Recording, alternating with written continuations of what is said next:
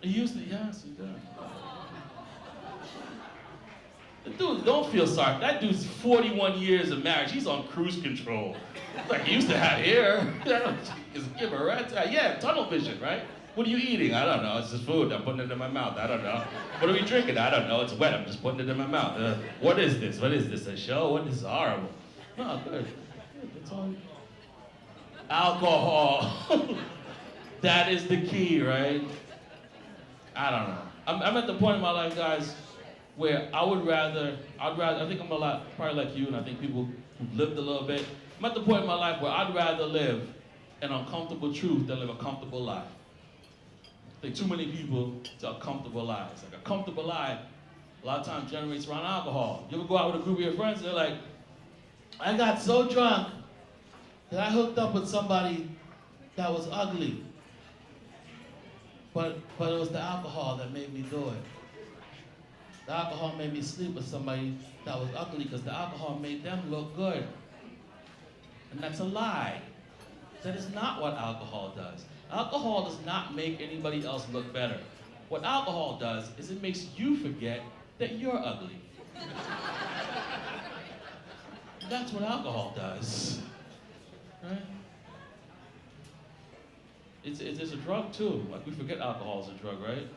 But, I think people think of drugs, they think of weed, cocaine, but alcohol is a drug. We forget alcohol is a drug because it's a unique drug.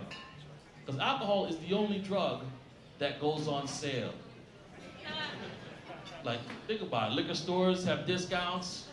Bars have happy hour. A dime bag isn't cheap on a Tuesday from 5 to 7. And your drug dealer does not have a happy hour for you. He's got like one hectic paranoid minute in the parking lot of a Wawa or a Sheetz, trying to figure out if you or the person that came with you are cops. Like, who's your friend? Who's your friend? I didn't say you can bring anybody with you. Who's your friend? Is that a helicopter with me involved? No, it's a fucking bumblebee. Calm down. We lie about the effects of alcohol. You ever go out with a group of your friends and everybody's gonna be like, I'm gonna have a drink or two to take the edge off. And we'll admit that. We never admit it's gonna affect us as much as it does, right? Just gonna have a drink or two to take the edge off. Nobody ever admits I'm gonna have 7 and take my pants off. Nobody ever admits that shit, man. So it's just a couple, just gonna have a couple. That's all. Where you drink will determine how much you drink. You know what I'm saying? You ever drink like at somebody else's house or been to a party at somebody else's house? Way differently. If I'm drinking at my house, I'm gonna have some beers. If I'm drinking at your house, I'm gonna have some more. I love drinking at your house. You don't need coasters, man. This carpet soaks up everything. Step right in it. Look at it. Step right, just goes away. I grew up in the area. I grew up in Whitehall. I grew up in Whitehall, Pennsylvania. I went to college at Temple University down in Philadelphia. Yeah, go Temple Owls, right? Won a bowl game this year. How about that shit? I am so scared for the rest of the world right now. Temple won a bowl game and it's 80 degrees on fucking Christmas. That's the end. We beat Penn State, that's the fucking end of the world. But I did, I went to Temple, and a lot of my friends I met were from New York City, and they had no idea what the Valley was, or even Little Whitehall. And they always ask me, like, hey, what's it like in Whitehall where you went to high school? And I was like, okay, you know that big picture we all take in the yearbook where the whole class goes out in the football field, or we go out in the gym and put it on 2 pages in the yearbook?